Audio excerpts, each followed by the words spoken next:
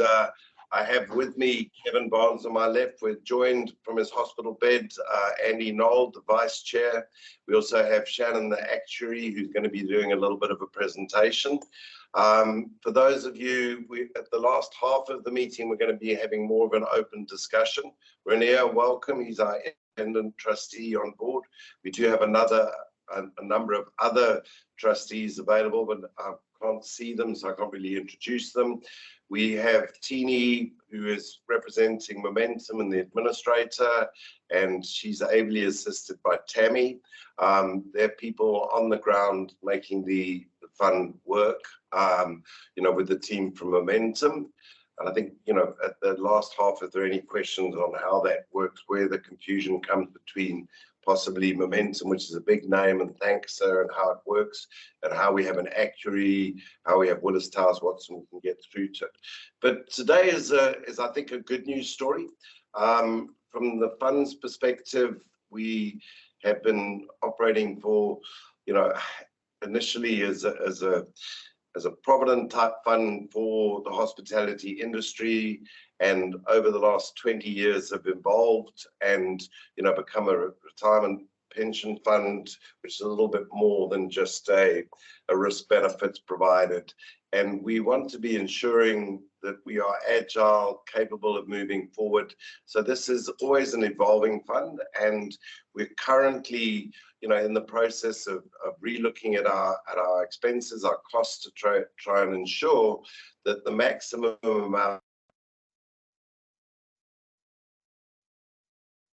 is a task that we're going forward.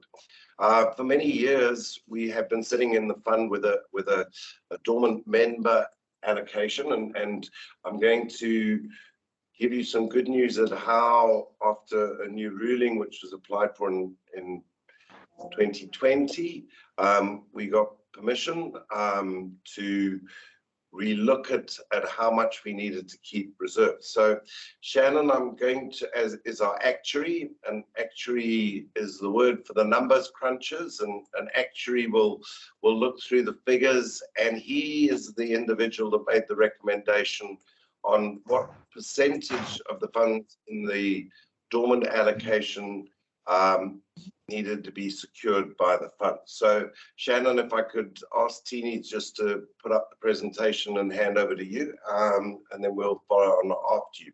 I will just say, please don't ask Shannon for questions until after the presentation, because this is going to be recorded and circulated to those people afterwards. So if we could put it on the... Thank you. All yours, Shannon. Thank you, Chairman. Good afternoon, everyone, and thank you for attending this presentation. I have been the actuary for just over 6 years now, and this last year has been a very interesting and an important one. A subcommittee was tasked with reviewing the level of the Dormant Members Contingency Reserve account and putting forward proposals for the distribution of part of it, the part that we deem to be unnecessary. And so that's really the crux of this presentation. What is that reserve? What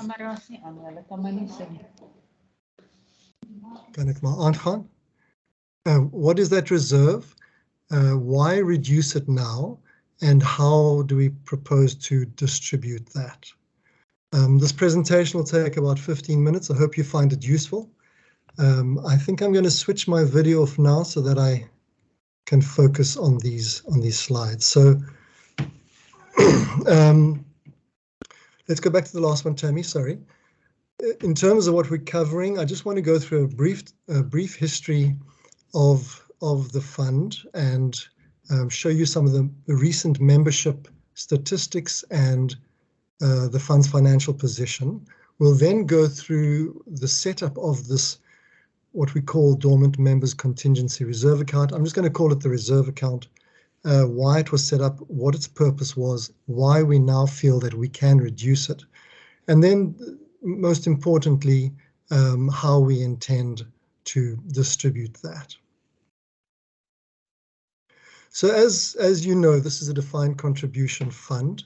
You and the employer make a percentage of your pensionable salary contribution to the fund, and that goes into like a retirement pot, a little pot of savings, which we call your members' share. That grows with fund interest, which the investment managers earn every year, and that grows to your date of exit. Whether you withdraw or retire, that's your members' pot. Every 3 years, the fund is required to submit a statutory valuation to the Financial Sector Conduct Authority, and that ensures that the fund is properly managed and financially sound. And FACSA actually does this every year. So we have 2 interim valuations where we're able to keep a better finger on the pulse, and the board of trustees has better control over the movements. And as part of that valuation, I check that the contributions you and your employer make and the investment returns earned by the investment managers are properly allocated and credited to your members' share. So looking at the last 2 valuation reports, we haven't done the 2022 one yet because we wait for the financials, but the last 2, you can see a significant decline in the number of in-service members. 450 members left in the year 2021. And in fact, in the previous year, 900 members left. And that's obviously due to the devastating impact of COVID-19. So there's a reducing membership.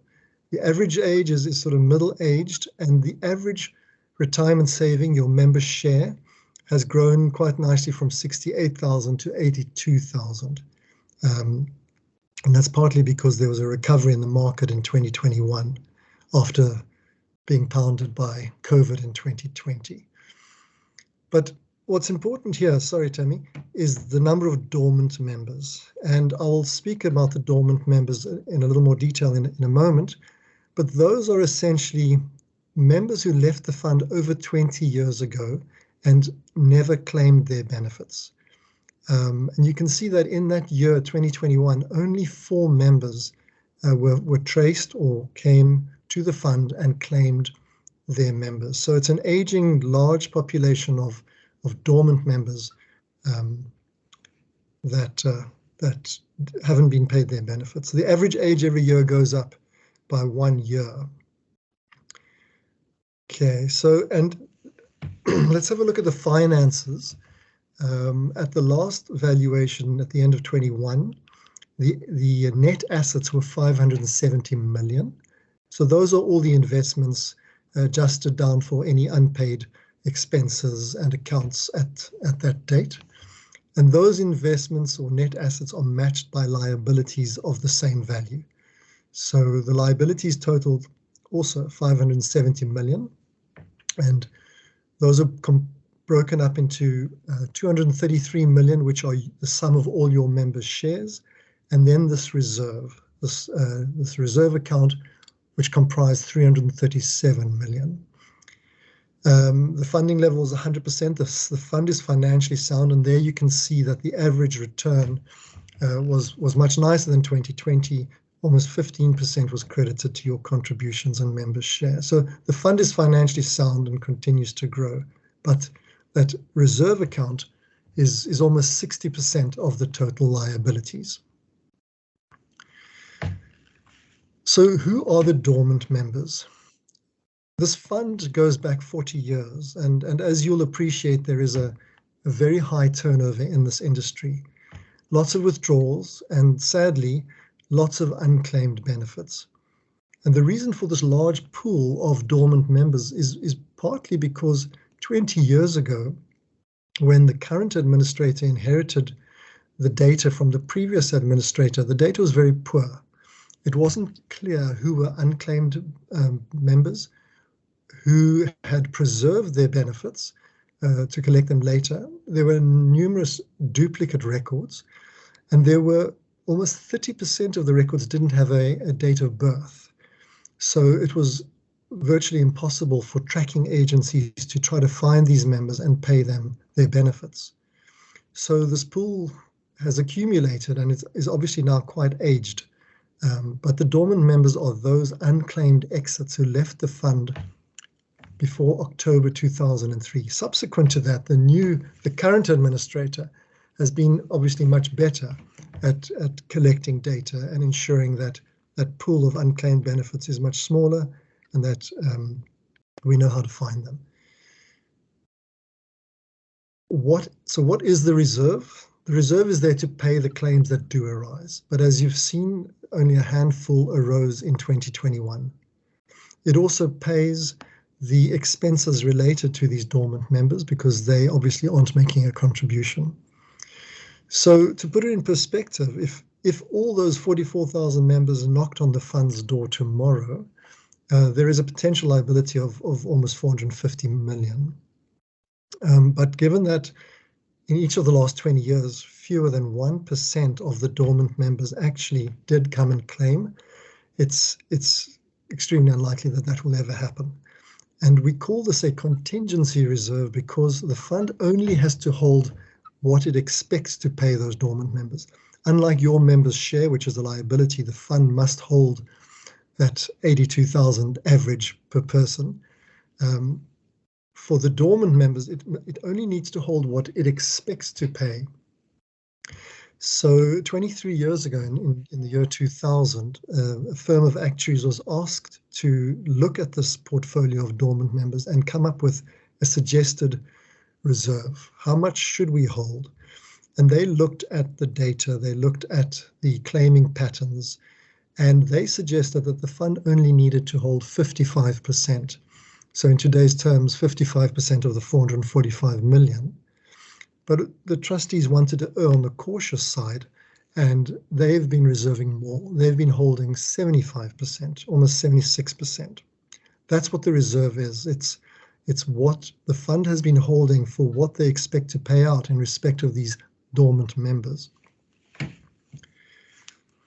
So why reduce the reserve now? And I think, as is becoming evident, we don't need to hold as much. Legally, we can hold less.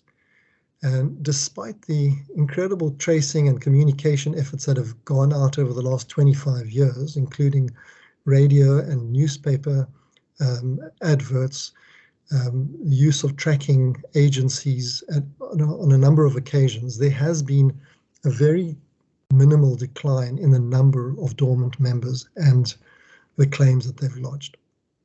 So the trustees face this dilemma. Obviously they want to hold enough to pay all future valid claims by dormant members, but they also don't want this reserve to keep ballooning and the problem, so to speak, to get bigger and bigger. So it would make sense to try to benefit the fund and its current members whilst retaining enough to meet future possible claims. So early last year, they asked myself to conduct another investigation, and I had a look at all those efforts that had been made to find members. We looked at the data again and the payments that had been made and those patterns. And my suggestion was that we can afford to reduce that reserve to 25%. So essentially, there is just over 50% that the board has approved can be released, and we don't want to be dramatic and release it all in one go. So again, be a little more cautious, and the intention is to distribute that over 5 years at approximately 10% per year. And the board also thought it made sense to start that distribution with effect 1 March 2020, because that ties in with the start of COVID and the terrible impact that had on members. Many members and employers stopped contributing in that year simply because salaries weren't payable. And to also keep this distribution as simple as possible. So each person will get an equal share of the distribution per year. So if you're there for the full year, everyone will get the same share. If you're there for half the year, it will be prorated. Another nice feature is that the costs associated with finding people that have left and paying out these benefits won't come out of your allocation. It will be borne by the fund, by the reserve. So because a number of years have passed now, instead of 5 annual tranches or distributions, the board has decided to allocate it by way of 4 tranches. The first tranche will be a 2-year period, and an amount of 25,000 Rand will be paid if you are a member on 1 March 2020 and 28 February 2022. So for those 2 years. And a further 15,000 if you were a member for the ensuing year. So those are the ones we've been able to do and calculate and look at, and the intention is to have another look as at 1 March this year and again 1 March next year.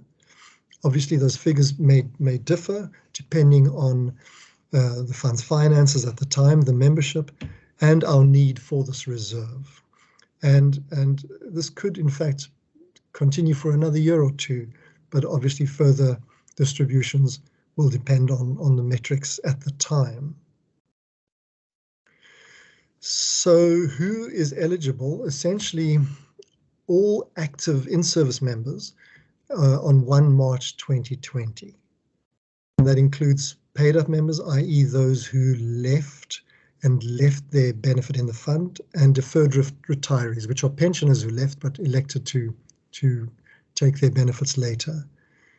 So if you were in the fund at that date, you're eligible. If you're there for the full 2 years, you get the full 25,000.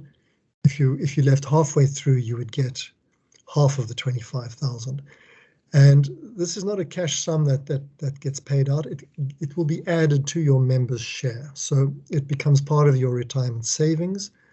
But essentially, if you were there for 3 years, the full 3 years, and you had an average member share of 80,000, this 40,000 represents a 50% enhancement, and there will be further allocations in the next couple of years.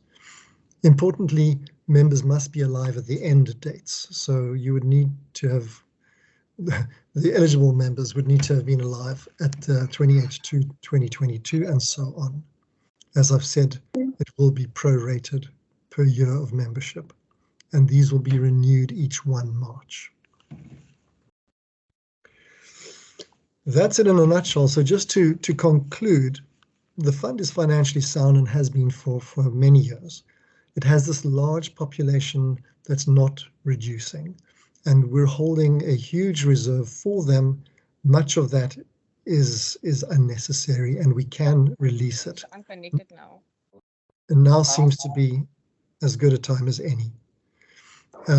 And the intention is to reduce it from 76 to 25 over 5 years. So Yeah, I'm not sorry, there's no picture on the AV is. am I still on? Yes.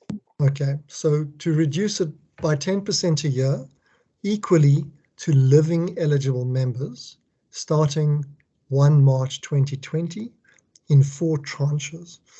And the important thing is, we've determined the first 2, 25,000 and 15,000. But future tranches are obviously subject to review depending on finances and membership at those dates. Thank you. Thank you, Shannon. Just before we go into questions, that would mean that anybody that was a member of the fund and that is still a member of the fund, there will be a distribution which depends on the acceptance of a rule amendment being put in.